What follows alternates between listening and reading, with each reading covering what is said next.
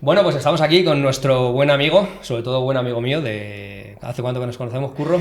De toda la vida. Siempre, yo desde que nací. De toda la vida, nos conocemos de siempre. Francisco Javier de la Morena, Curro para los amigos, para todo el mundo prácticamente, Eso es, sí, ¿no? eso como es. se llaman. Y estamos en su estudio JDLM Music. Si no lo digo de es carrerilla, un poco complicado. no sale. JDLM Music, sí. Un estudio muy particular que vais a poder ver en otro vídeo que os dejaremos por... nunca me acuerdo por dónde salen las... Pero bueno, por aquí arriba os sale un enlace para que podáis ir a verlo y demás. Y hoy vamos a hablar un poco de lo que es el trabajo de músico, compositor, que trabajas para cine. Bueno, en realidad trabajo para todo. Trabajo para todo, ¿no? Como vosotros, como cualquier creador, como cualquiera que lleva la llama dentro de sus tripas, pues esa tiene que salir. Uh-huh. Y sale sí o sí, quieras o no. En este caso sale a través de la música, y la música se plasma sobre todo hoy, para el audiovisual. El audiovisual es el equivalente a a la ópera de toda la vida, es el equivalente. Es decir, es donde muchas de las grandes artes pueden encontrar su lugar, ¿no?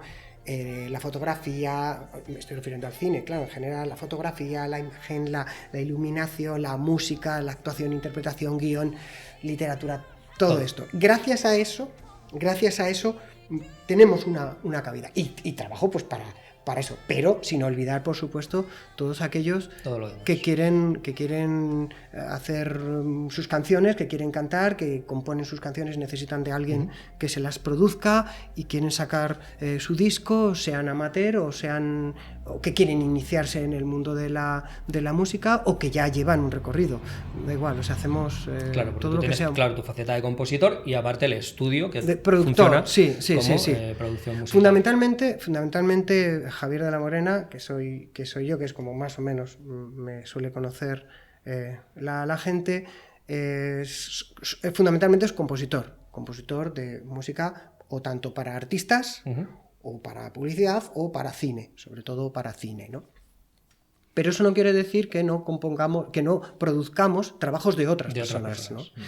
Alguien llega con su idea de una canción, o con su canción grabada en su casa. Hola, mira, Javier, que tengo esta canción, quiero sacar un disco, escúchamela. Pues nosotros lo primero que hacemos es escuchamos la canción.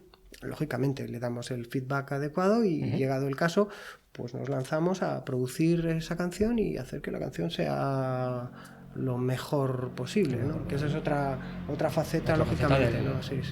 Del estudio, claro. Vale, el estudio es muy particular. Lo es. Ya he remitido a otro vídeo que lo vamos a ver, pero meteremos alguna imagen de apoyo.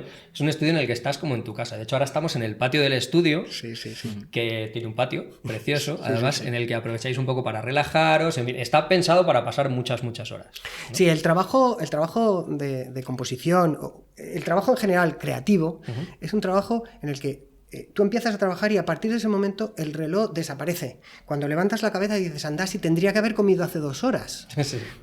La realidad es que el proceso creativo te absorbe de tal manera que si le das 24 horas te va a pedir 48 y ya te echas a dormir cuando literalmente no puedes más, ¿no? Entonces, el estar mucho tiempo en un mismo sitio haciendo una actividad que efectivamente te llena, pero que en algún momento puede resultar un poco tediosa, para que no llegue a ese momento de ser tedioso y que termines odiándolo, pues tienes que dotarte, claro, de una infraestructura, y en el estudio pues hemos tenido la enorme suerte de no enfocar el estudio como un estudio al uso, el típico estudio al que estás acostumbrado. Entras y todo el mundo tiene en su cabeza lo que es el estudio de grabación. Oh, voy al estudio de grabación. No, señor. Yo creo que para sacar todo lo que llevas dentro, para sacar realmente el máximo talento que atesora cualquier artista, pues tiene que estar en un entorno que se parezca al máximo a su cuarto de estar, a su habitación. Que no haya presión, que no haya... Bueno, pues esto es lo que hemos intentado. Es decir, es un estudio patio. Sí. Yo lo llamo estudio patio. Es un estudio que todas las salas, en vez de dar a un vestíbulo o a un pasillo, no. Todas las salas, y son muchas y son grandes, dar a un patio que tenemos cubierto y que le tenemos pues en tiempos como ahora, que hace muy buen tiempo, pues fíjate, nos pasamos aquí mucho rato, aquí se charla, aquí se relaja, aquí te tomas un café, como acabamos de hacer, aquí estás imaginando cómo vamos a hacer el videoclip de no sé qué, incluso a veces te sacas una guitarra y te pones a cantar para ver qué tal, qué pasa. O sea, digamos, este es fundamental tener todo este entorno que te acoja, que tú cuando entres te aíslas, pero no te enclaustras. Te aíslas y entras como en tu mundo y a partir de ahí ya empiezan a fluir las cosas, ¿no? Por lo menos, vamos, desde mi perspectiva, eso es lo que siempre he querido hacer y gracias a Dios ahora podemos disfrutar de ello. Genial. No sé si hemos dicho algunos de los trabajos que has hecho últimamente. Bueno, así que se puedan nombrar. Sí. El ultimísimo, el último en el que estoy trabajando todavía no puedo nombrarlo, pero el penúltimo trabajo que está cociéndose, que se está cociendo, es un trabajo que se llama Vampire Horror Tales, que son una serie de historias de terror que están dirigidas por diferentes directores de cine, bajo una idea y bajo una dirección global de Víctor Matellano. Y de hecho, pues hemos hecho la banda sonora de diferentes temas. Para que no se me olvide, os voy a decir, mira, se llama Vampire Horror Tales, trabajan actores como Elena Furiase o Félix Gómez, y hay una cosa fundamental, y es que uno de los directores es Manuel Velasco, Isaac Berrocal, Erika Elizalde, Peter Moreira y Víctor Matellano, como os acabo de nombrar, ¿no? Y bueno, la verdad es que es emocionante, porque son una serie de historias, están conectadas por un personaje que es el personaje Vampus, y yo creo que va a ser realmente interesante. Yo estoy muy ilusionado con ese trabajo. Yo quería ahondar en una cosa. Exactamente, ¿hace cuánto que abriste el estudio? Porque tú, obviamente, llevas dedicándote a la música de forma amateur o privada desde hace mucho tiempo, desde siempre. Sí, ¿no? Bueno, en realidad eso es una historia un poco complicada, ¿no? Complicada de decir. ¿Cuándo empiezas a dedicarte a la música? A la música te dedicas desde que naces, ¿no? ¿Cuándo empiezas a dedicarte profesionalmente o cuándo empiezas a decir, bueno, ya me considero profesional? Bueno, pues ese es, digamos, a partir de que Víctor Matellano me encarga el blues del Dr. Knox, ¿no? El blues del Dr. Knox es una película que se llama Wax, que todavía puede verse. Y que en un momento determinado yo conocí a Víctor Matellano, le sigo conociendo, y entonces me llama y me dice, oye, necesito una canción, un blues para esto. Bueno, pues lo hice. Yo ya llevaba haciendo mucha música y muchas cosas a nivel más particular, ¿no? Lo hicimos, le pareció que podía funcionar, y a partir de ahí, pues nada, he tenido la enorme suerte y la fortuna de seguir trabajando con él, de seguir trabajando con Víctor Matellano hasta ahora en casi todas sus películas, y bueno, el agradecimiento que le tengo es absoluto, es casi tanto agradecimiento como admiración, la verdad, sí. Y claro, porque una parte de la historia que a la gente le va a encantar, que ya sabemos, es que tú eres arquitecto. Bueno, sí. ¿Eras arquitecto? No, soy arquitecto. Sí, sigo siendo arquitecto, porque esto nunca dejas de serlo. No te borran, ¿no? Sí, yo estudié arquitectura a la vez que estudiaba guitarra clásica. Entonces tengo formación en guitarra clásica y también terminé la carrera de arquitectura, y de hecho monté un estudio de arquitectura y ejercí la arquitectura. Sin dejar, lógicamente, de hacer música a todas las horas, ¿no? La arquitectura, evidentemente, era una salida más. O sea, digamos que si hubiera escrito bien, pues hubiera escrito libros. O sea, digamos que yo entiendo el proceso, la necesidad creativa como eso, como una necesidad. Tú tienes como una llama dentro que llamas creatividad y la llamas lo que sea. Y esa tiene que salir. Y si tienes a mano un lápiz, pues vas a hacer dibujos. Y si tienes a alguien a escribir, vas a escribir un texto. Y si tienes pues vas a dibujar una casa. Es decir, que tiene que salir por alguna manera. Pero no solamente tiene que salir y te tiene que llenar. Claro. ¿Y qué es lo que ocurre con la arquitectura en su momento? A mí, personalmente. Pues si bien es cierto que cuando terminé la carrera era emocionantísimo y la arquitectura me sigue apasionando, pues sí es verdad que el ejercicio puramente de la arquitectura pues no terminaba de llenarme personalmente todo lo que debería haberme llenado, ¿no? Y entrado en la vorágine de la arquitectura, hay un momento en el cual todos conocemos, estamos hablando de la crisis del 2007, y en ese momento no es que yo abandone a la arquitectura, sino que la arquitectura me abandona a mí. Claro. Entonces me encuentro en un momento huérfano de posibilidades creativas. Y digo, tengo dos opciones, o irme a un rincón de eso y ponerme a llorar, o buscar otra alternativa, otra salida. ¿Qué otra alternativa podía tener? No, es que no había otra. No había otra alternativa. La obvia. La obvia. Claro. Entonces, a partir de ese momento, lo que al principio fue un refugio, es un momento delicado, la situación económica es difícil, para los arquitectos fue muy, muy, muy, muy difícil. Lo que en principio fue un refugio, de repente se me enciende y digo, esto no es solo un refugio, esto es una señal. A partir de ese momento, todo lo que yo sabía que había puesto en práctica para montar un estudio de arquitectura, pues decidí volcarlo en la creación de un estudio de JLM Music. Y a partir de ese momento, pues poco a poco te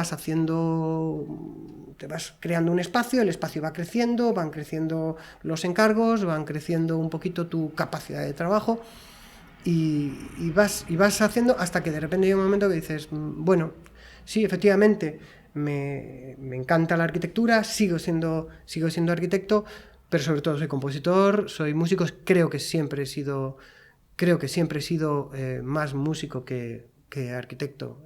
Hubo un momento que yo decía, bueno, para ser un arquitecto que sabe mucho de música, la realidad es que soy un músico que también practica la arquitectura. Que claro, sabe mucho de arquitectura. Porque podría haber sido, que de no haber sido por esa crisis, quizá la arquitectura te da una posición económica más ventajosa. Ya sabemos que el arte no está todo lo valorado que debiera. Sí. Y podrías haber seguido siendo arquitecto y teniendo la música un poco en segundo plano, ¿no? Sí. Hubiera podido darla... Sí. ¿O crees que al final en algún momento te hubieras liado la manta a la cabeza y hubieras acabado teniendo...? Creo que tenía que explotar por algún lado. Por algún lado. Sí, creo que tenía que explotar por algún lado. Es decir, es verdad, el ser artista es, bueno, ¿qué eres, no? Sí, soy músico, bueno, pero ¿qué eres, no? Bien, no, soy compositor, es lo que soy, es lo que siempre he sido. Si hubiera seguido con la arquitectura porque la rueda hubiera seguido funcionando, hubiera buscado alguna estratagema para seguir componiendo y para trabajar seguro, porque al final descubres que es algo que llevas dentro, y que sí. Es como vosotros podríais no dibujar. Sí, yo creo que además la gente que nos ve, a todos nos ha pasado, ¿no? En algún momento encontrarte en esa disyuntiva de decir, bueno, yo tengo un trabajo que me sustenta, que en la mayor parte de los casos odio, Sí. Y en algún momento tengo que romper con eso, pero es muy traumático. No hay mucha gente que de repente se encuentre que le toca la lotería y dice, pues ahora me dedico a... Hay que elegir entre... Y claro, ahí yo creo que a todos nos ha pasado y creo que la mayoría de la gente que sigue estos canales...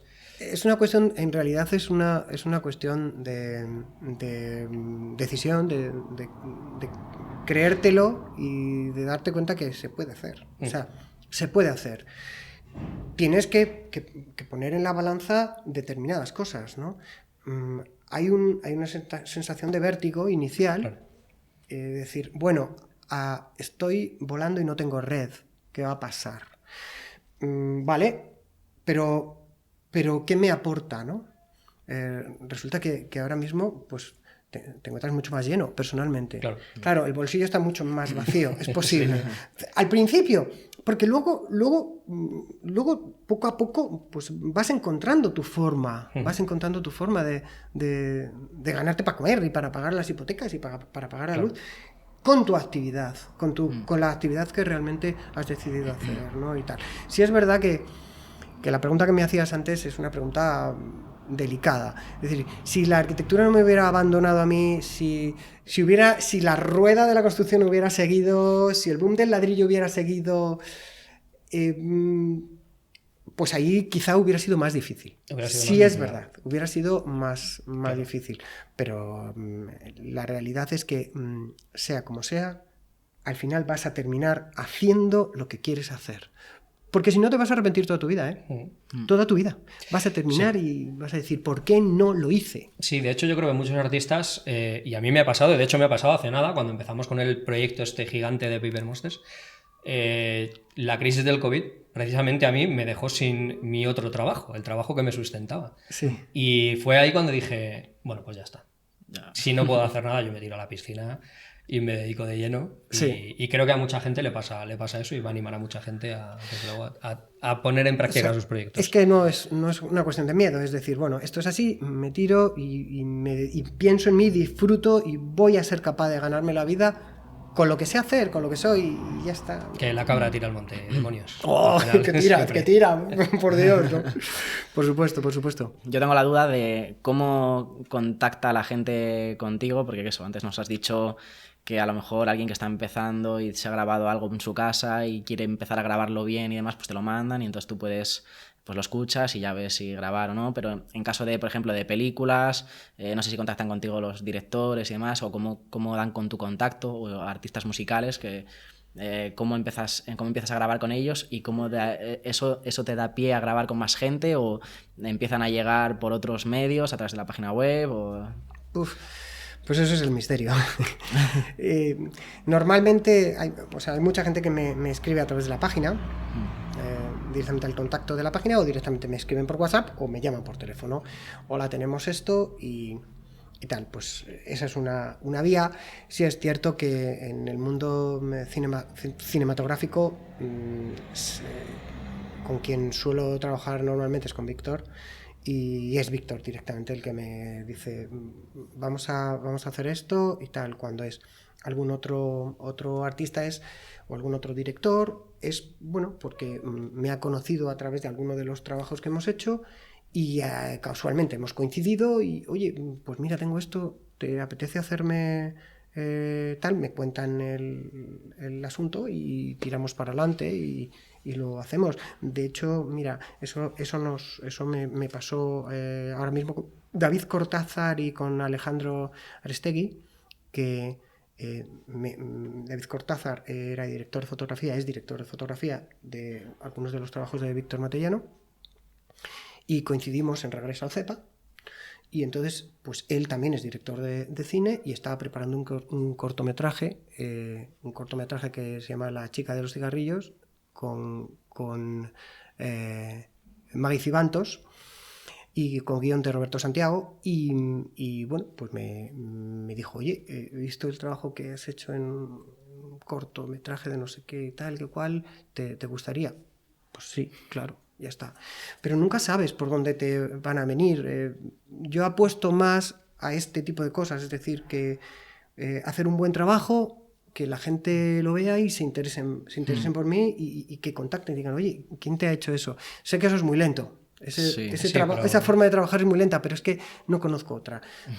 Yo me dejo la vida en cada trabajo que hago, entonces pues lo que aspiro es a que alguien que le haya gustado, oye, pues yo voy a hacer una cosa parecida, pues me llame tal.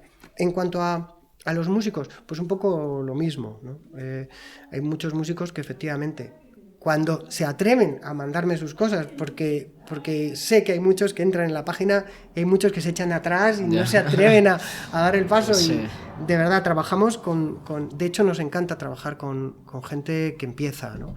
Porque muchas veces la gente que empieza te sorprende, ¿no? Y tienen una creatividad y un recorrido brutal, ¿no? Entonces, pues sí, a través de la página contacta conmigo, me mandan el trabajo, lo miramos y a partir de ahí empezamos a trabajar. A mí se me ocurre una pregunta, curiosidad, y vas a... Sí, yo tengo una duda con respecto al estilo. En todo el tema de dibujo y demás, la gente suele acabar teniendo un estilo propio, por llamarlo de alguna manera. En este aspecto, ¿tú trabajas siempre un estilo musical parecido para todo lo que haces a nivel cinematográfico y demás? Y por otro lado, ¿los artistas musicales con los que trabajas suelen ser del mismo estilo musical o con arreglos parecidos? Pues no. Sorprendente, ¿no? Pero en este trabajo, y sobre todo cuando trabajas para cine, el repertorio y la versatilidad tiene que ser inmensa. Igual puedes estar haciendo una película en jazz que estar haciendo temas completamente country, o de repente tienes que hacer un tema dance completo, o tienes que hacer una melodía. El abanico tal. Sí es cierto que hay algunos palos que no me atrevo porque los tengo un respeto especial, ¿no? Como podría ser algunos palos del flamenco muy, muy, muy, muy hondos, que soy más respetuoso. En temas menos no me importa, pero el abanico es muy grande. Lo que sí es cierto es que independientemente de ¿cómo explicarlo? Independientemente de la ropa que le pongas a la canción, por debajo siempre se descubre el estilo Javier de la Morena. Es decir, tú puedes hacer un tema en jazz, o puedes hacer un tema dance, o puedes hacer un tema country, y si le quitas todos los aditamentos, al final reconoces la mano de... Porque es inevitable, claro. Porque es la... Pero no porque esté... No nos cerramos, no, vamos a hacer solo tema que suene a rock and roll. No nos centramos en eso, sino tenemos una amplia variedad de... Claro, yo, en ese aspecto, ¿cómo eres capaz de trabajar en tantos estilos diferentes? ¿Los has estudiado de manera individual, por tu cuenta, para irlos conociendo? ¿Te has interesado más por uno, de repente por épocas por otro? Sí. ¿Has ido a algún sitio donde te han enseñado algo? ¿O has tenido algún maestro bueno, o algún conocido que ha sido...? Sí es cierto que una vez que terminé mi formación clásica, la formación clásica y el gusto que yo tengo, o sea, soy melómano perdido y me gusta la música clásica, me gusta la ópera, me gusta... lo he mamado desde muy, muy pequeñito, ¿no? Entonces me resulta sencillo orquestar de esa forma porque lo veo innato, ¿no? Independientemente de haberlo estudiado y tal, ¿no? Pero una vez que terminas, sí hice una serie de cursos formativos para entrar más en el mundo, entre comillas, más pop, más moderno, más... Pasar, para que lo entendamos, pasar de la guitarra clásica a la guitarra eléctrica. Ya, sí, con eso lo entendemos todo, ¿no? Entonces, hacer ese cambio es lo que empieza ya a obligar a estudiar más en detalle, pues temas clásicos del rock, temas clásicos del jazz, del blues, de todo esto, ¿no? Y luego ya intuición. Y luego ya es intuición, es decir, tengo que sonar como esto. A ver, y luego ya el compositor tiene un oído que es capaz de segmentar las cosas. O sea, automáticamente tu oído se centra en escuchar los elementos principales. Bueno, ¿cuál es lo característico de esta música de jazz? Bueno, pues que hay un clarinete que está haciendo esto y hay un bajo que está haciendo pum, pum, pum, pum, más la batería. Vale, lo demás es un poco relleno. Lo escuchas y dices, bueno, está utilizando unos acordes de séptima dominante todo el rato. Bueno, pues ya está. Y tú lo escuchas, sí. Y entonces ya reproduces ese esquema que ya lo tienes. Pum, pum, pum. Entonces ya lo pones, pum, pum, pum, y ya te va a salir un tema de country. Pues es una melodía muy dulce, con una secuencia de acordes muy sencilla, que no se complica demasiado y tal, y con un ritmillo un poco así. De repente suena un banjo que le hace, pero puede no sonar un banjo, no pasa nada, ¿no? Pues y ya lo reproduces.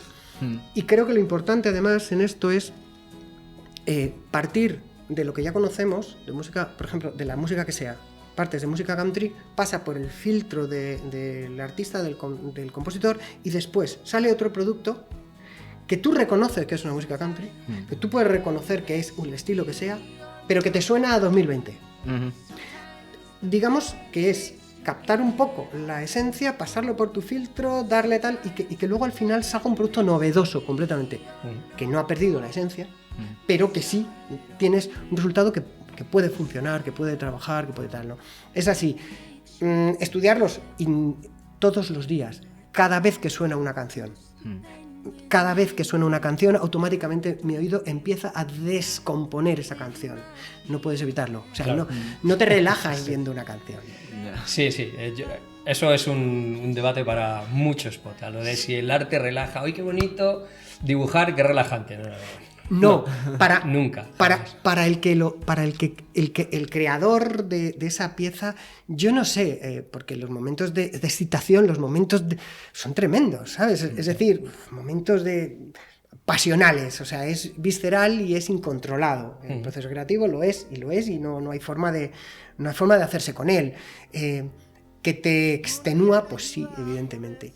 Y que luego además yo disfruto viendo dibujo, pero muchas veces escuchando música, a veces me canso. Fijaros una cosa que me ocurre, voy a recoger a mis hijos, nos metemos en el coche, entonces me dice alguno de mis hijos, papá, ¿pones música? Y mi respuesta es no puedo, porque lo que ocurre es que si voy en el coche y hay música, de repente empieza a sonar una música que por la razón que sea, me empieza a atrapar. Automáticamente empiezo a levantar el pie del acelerador, empezamos a ir despacio, mi cabeza no puede pensar en otra cosa. No puede pensar en otra cosa, que es un riesgo para la seguridad vial. Y entonces automáticamente ya tengo a alguien que me dice, céntrate en lo que tienes que hacer, ¿no? Porque muchas veces escuchar y entonces automáticamente empiezas a pensar, wow, qué pasada de melodía, cómo se le habrá ocurrido esto, qué tío más desgraciado. ¿Por qué no se me ha ocurrido a mí? Le empiezas a ver, mira qué chulada ahora, empiezas a desgranarlo, claro. Cuando termina la canción estás extenuado porque no has parado. Sí, yo siempre digo que el arte relaja solo a quien no tiene expectativas. Como tengas cualquier tipo de expectativas de mejora, no relaja a nadie. Mira, para cambiando de tema, porque se me había ocurrido una pregunta que es la pregunta. ¿El mundo de la música desde dentro es como te lo imaginas desde fuera? Yo sé que tú llevas mucho tiempo metido en la música y a lo mejor esa perspectiva se te ha olvidado un poco. Pero lo que yo me puedo imaginar, por ejemplo, que es ser compositor de música para cine o productor musical, ¿es como la gente se lo imagina? ¿O es totalmente diferente? Bueno, es muy, muy parecido a como la gente se lo imagina, pero en 2020. Ojo. No es la visión romántica de el compositor que está ahí con su violino, con su piano, solo en su mundo. No, yo fijaros la diferencia entre un compositor amateur y un compositor profesional. Probablemente haya compositores profesionales que después de lo que voy a decir recelen de mí y me pongan a caer de un burro, ¿no? Yo creo que la diferencia no está tanto en la calidad final, porque un compositor amateur puede tener ese momento de brillantez absoluta y hacer una pieza magistral, que a lo mejor no es capaz de volver a hacer nunca. Entonces simplemente hace falta, digamos, el oficio para, a partir de esa pequeña idea grandísima, ser capaz de darse cuenta que lo es y desarrollar esa idea para que al final se convierta en una pieza. A partir de esa primera idea. Bien, el compositor profesional no puede esperar a que le llueva la iluminación. Ese compositor amateur ha tenido esa inspiración en un momento determinado. ¿Cuándo le vuelve a venir? Nadie lo sabe. A lo mejor es súper creativo y le viene cada 2x3, pues dedícate a componer porque eres muy bueno. Pero a lo mejor le viene y hasta dentro de 5 años no te vuelve a venir otra luz. No, el compositor profesional tiene que ser capaz de estimular sus resortes creativos a través de lo que sea, para que en un minuto, cuando te lo han pedido, porque a ti te piden un spot, una música para un spot publicitario y no te la piden para hoy, te la piden para ayer. Entonces, claro, tú tienes que ser capaz de estimularte y de hacer una cosa muy buena. A lo mejor no es una genialidad, porque tus genialidades no. Entonces, el trabajo del compositor es ir constantemente. Mi móvil está lleno de pequeños bocetos que o bien grabo en el coche porque he oído una canción y automáticamente me ha sugerido otra cosa, coges el móvil y tarareas una cosa, o bien aquí en el estudio, fíjate si tengo herramientas para grabar, de repente enchufas el móvil, coges la guitarra y haces no sé qué, no sé cuánto, y digo, esto cómo mola. Y tienes como 500 pequeños bocetos que de vez en cuando escuchas. Sí. Y que solo puedes escuchar tú, porque algunos son penosos, ¿no? Entonces los vas escuchando y tal. Entonces el trabajo del compositor es un siempre alerta. Es un siempre alerta de qué puede ser germen de lo que tal. Eso es el arranque, digamos que esa es la chispa. Pero luego la otra parte es oficio. Mucho oficio.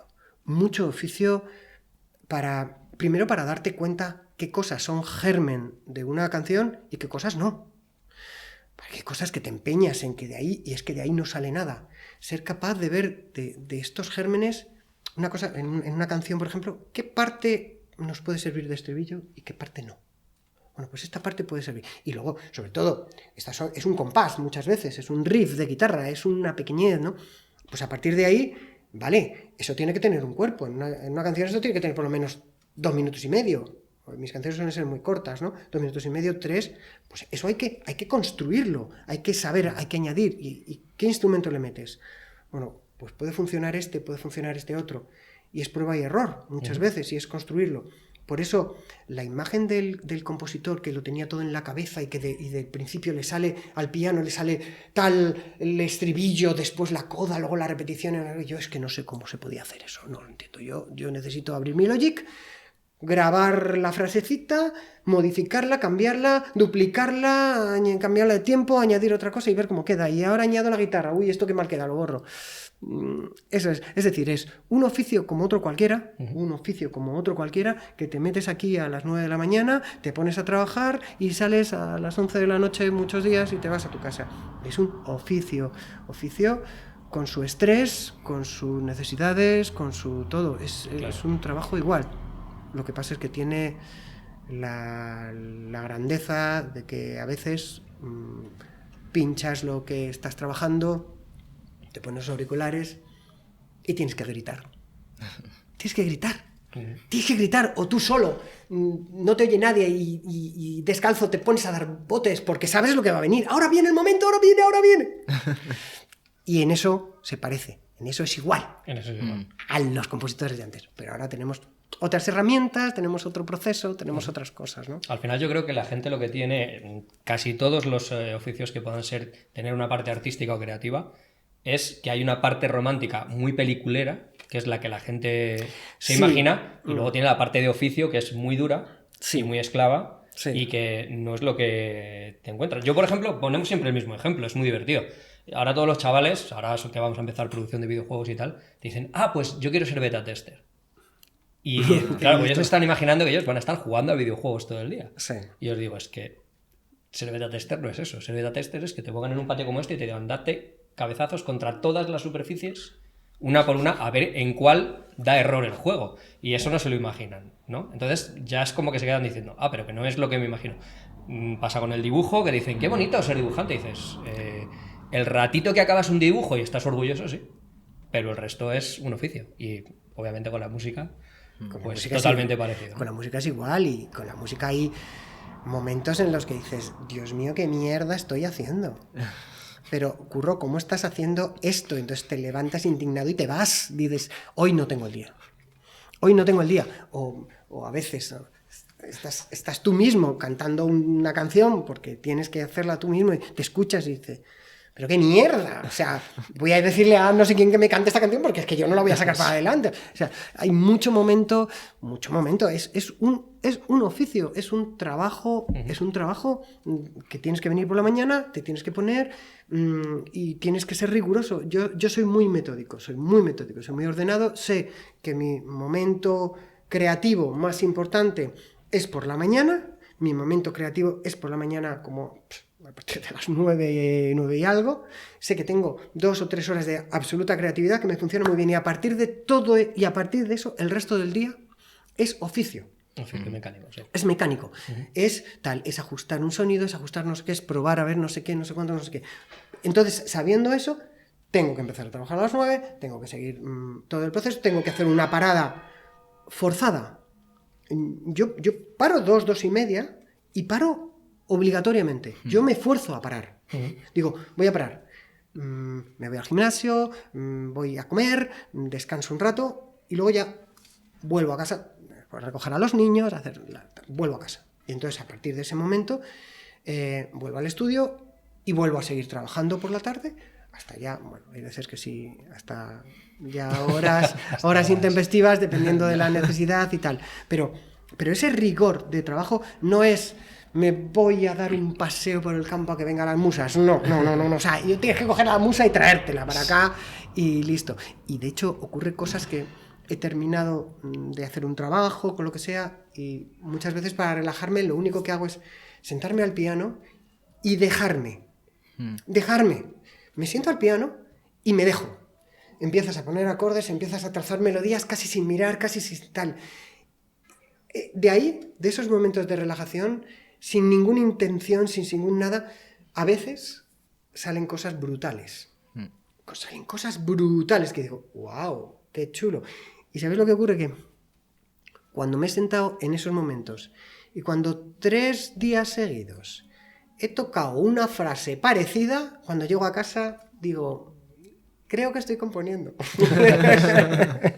Una duda que tendrán muchos de nuestros oyentes será que si conoces a, pues bueno, si has trabajado para películas, cine y demás, conocerás a los actores de ciertas películas, tendrás contacto igual con artistas muy conocidos también, que pueda conocer mucha gente. El trabajo del compositor está siempre en un segundo plano.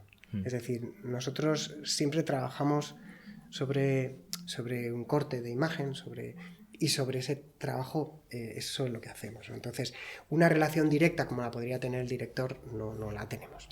De hecho, sí conocemos a algunos cuando se hace alguna exposición, cuando se hace alguna proyección, cuando se hace algún evento en el que están y tal, pero a veces el artista ni siquiera sabe quién es el músico, ¿no? Yeah. Es más, salvo que seas, no sé, Ennio Morricone, pues normalmente el músico pasa un poco más. Debes hacer un trabajo para que brille la imagen, para que esa escena funcione. Muchas veces lo mejor de un trabajo de música para cine es que la música pase inadvertida, pero que si la quitas se note. Esa es la idea. Es decir, si quitas la música, pasa algo. Pero si la pones, que no se te vaya el oído, sino que la música te esté enfatizando que acompañe ese momento, ese sentimiento del actor en ese. Entonces sí, a veces conoces, ¿no?